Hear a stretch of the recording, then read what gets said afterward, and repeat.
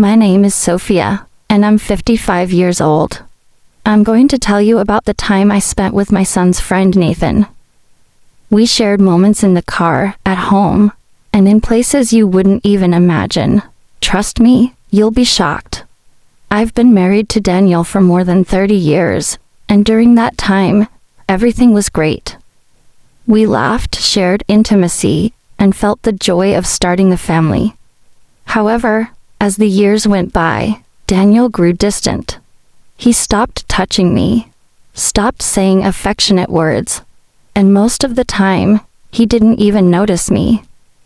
I felt like a ghost in my own home, and the only thing that kept me going was my son Oliver, whose enthusiasm and joy gave me purpose. Recently, something changed.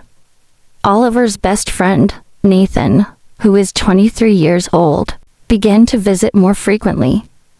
After a while, I realized that Nathan didn't see me as just another host. The way he looked at me changed, and for the first time in years I felt alive again. He is athletic, charming, and incredibly captivating.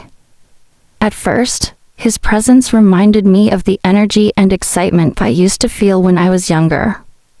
One evening, when Daniel and Oliver were out of town, Nathan stayed behind and asked if I needed help with anything. We ended up sitting down for coffee and talking, and it turned into one of the most honest conversations I've had in years. I told him everything, how Daniel had become distant, how lonely I felt, and how I was at a loss for what to do. Nathan listened to everything I had to say, and I was struck by how understanding and kind he was. The way he looked at me made me feel seen. That night, Nathan and I spoke for hours, and I opened up to him completely, telling him about the passion and emptiness in my life that I hadn't felt since I was young. The way Nathan listened, the respect and care in his eyes, moved me deeply. He wasn't just a listener, he felt like a friend. But there was a pull between us that went beyond friendship. Nathan slept on the couch that night, and I went to my bedroom. But when I closed my eyes, all I could see was his face. The next morning, as I was making breakfast, Nathan appeared in the kitchen with a warm smile. He said, "Good morning, Sophia. That smells amazing."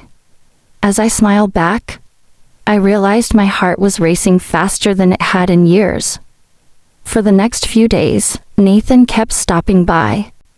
He knew I was alone until Oliver and Daniel returned, so he stayed around to keep me company and help out. But with each passing day, the distance between us grew smaller. One afternoon, as we sat in the backyard drinking tea, Nathan said, "Sophia, you know I'm really drawn to you, don't you?" I was surprised but also felt a rush of excitement. I didn't know what to say, so I just looked down. Then Nathan reached for my hand and whispered, "You're an incredible woman, and I need you to know that." That moment was a turning point. With a burst of courage, I didn't pull my hand away. I stopped worrying about whether it was right or wrong and followed my heart. Our connection evolved into something much more than friendship. Nathan gave me a sense of specialness and desire that I hadn't had in years. But this new bond also carried with it an internal conflict. I was always caught between right and wrong, and my relationship with Nathan overshadowed my marriage to Daniel. Yet every time I looked at Nathan, I couldn't deny the reality of the times we spent together. One day, Nathan and I went on a little out-of-town trip. As we strolled along the beach, it felt like an escape.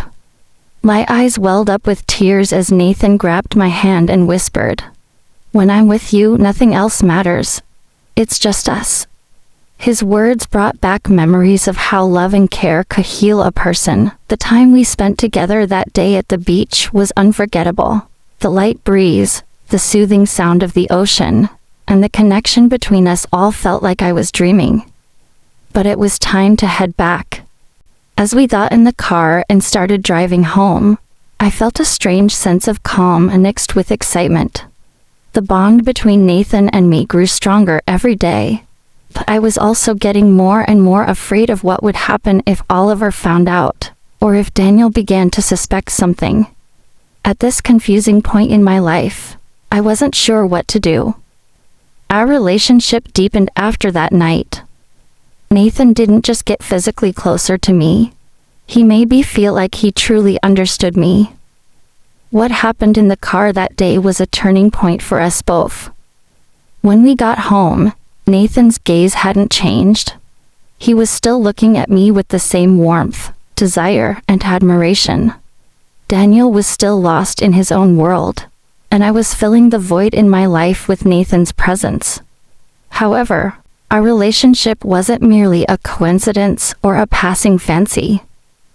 Every time we met, Nathan reminded me of something I had forgotten for years, that it's never too late to feel alive, loved, and desired.